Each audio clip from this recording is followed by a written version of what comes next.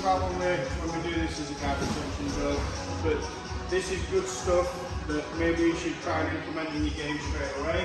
So when he's got both shoulder blades and arse cheeks on the mat, very easy to get lots of weight on top. Yeah, so if I pass the guard, I get that shin connection. Yeah, it's going to be difficult for him to do much from his position. He has to get on his side to do one. So he gets on the side, now he's got loads of options. He can shrimp and pull out and do loads of stuff. So rather than just accepting that's the position until someone passes, as I pass and Jay starts blocking that shin, you see how he's already getting on his side. So it's always going to be much harder for me to establish a good side control position if he already adopts that side position. Okay? So if he goes back to flat back and arse cheeks on mat, what movement can he do from there? More James than me. So like, realistically, is it and down? Up? Yeah. Bridge, sorry.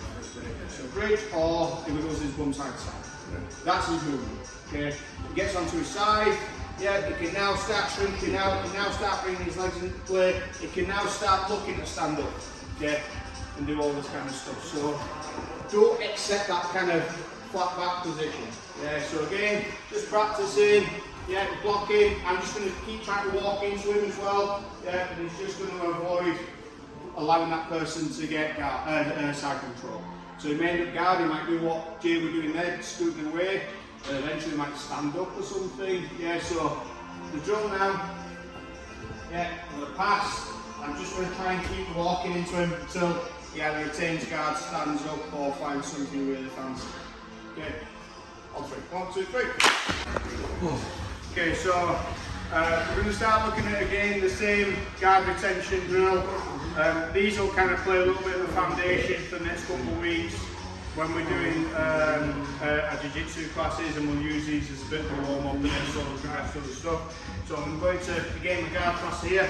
Now, instead of trying to just slide this leg across, that can be quite difficult. So even if I start pressing in, for that leg to go here and then slide that through, it might not be easy enough to do. So this foot's going to go to my hip, so it creates this first connection. This again, damn it!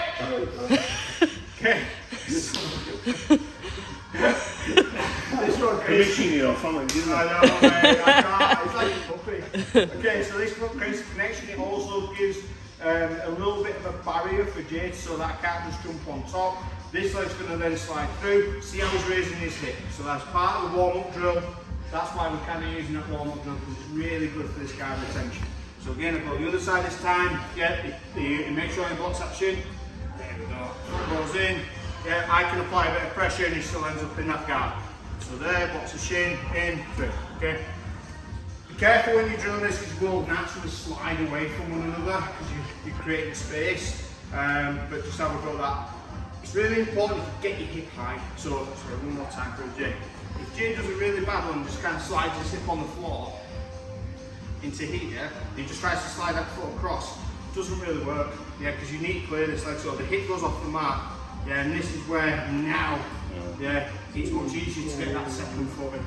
Okay, have a go. 1, 2, 3. Jay's going to pass this way, pass, yeah, I'm blocking that shin because that's the first bit of weight that he can attach to me. Yeah, so from here onto the side as quickly as possible. Don't be afraid to kind of use this one as well. I wouldn't reach too far, I tend to keep it in this position. If this foot steps across, that's where I'll kind of get to here, just so that the carry getting closer by back stepping in. So he goes in, there, there. I can always bring myself back in. Anyway, back to the original story. So in, shin, yeah, foot goes in to here.